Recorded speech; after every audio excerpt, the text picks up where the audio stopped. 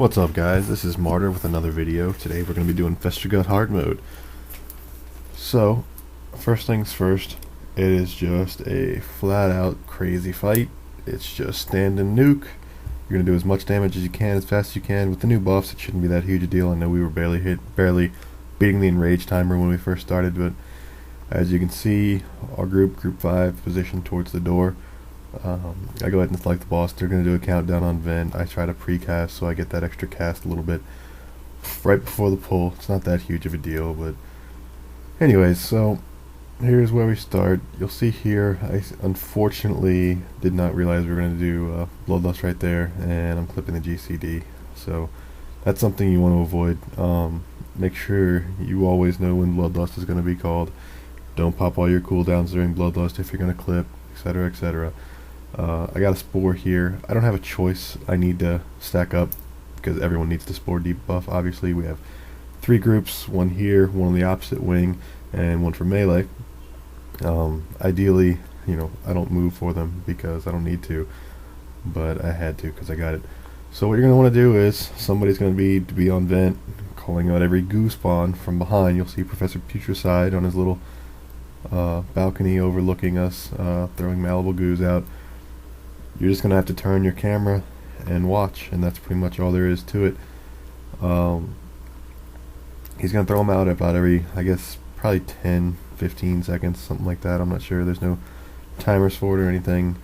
There's really nothing else to talk about in this encounter. There's not really a whole lot to think about what you're doing. You just stand and nuke, really. I mean, bile gas is going to come out every once in a while. Some people will tell you to ice block the bile gas. Personally, I don't.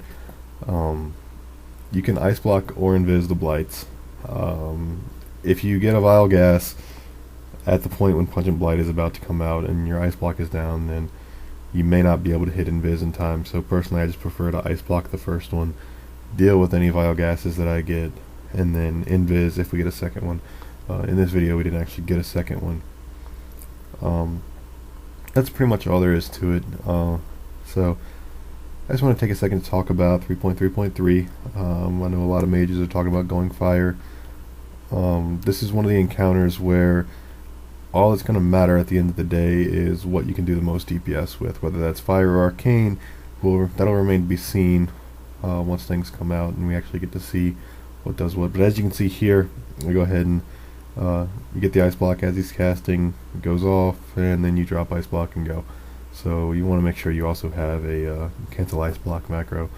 I use cancel aura ice block and cancel aura invis to get out of things quickly.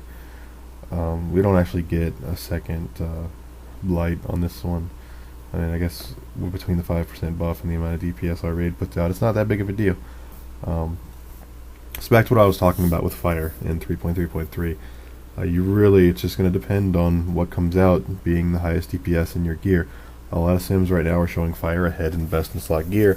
A lot of us aren't going to get to have best in slot gear anytime soon. So it's really going to depend on you and what kind of gear you have, and you're going to need to look at RAR, Simcraft, True Crafting, Magecraft 2. Any of those tools are going to be good for evaluating your gear and what's going to be better for you as an upgrade, and also what's going to do more DPS for you. Right there, that was actually kind of dumb, evoing while I had stacks up, but whatever. I mean, sometimes you do what you can, you try to play perfectly, but it's not that huge of a deal if you don't every once in a while. It probably would have been better to play that with evoing after and continuing to fish for a proc, but whatever. And then right there, I went ahead and used Palm. There's really no benefit to using Palm during Icy Veins, it's just a bad habit. But you can see I tried to pop everything with my trinket going up. That's something that I'm working on in my new UI, to have Forte Exorcist, to have all my timers for all of my internal cooldowns, because I know I'm going to be clipping the haste cap for fire fairly soon when we do there. So anyways, this is Festergut.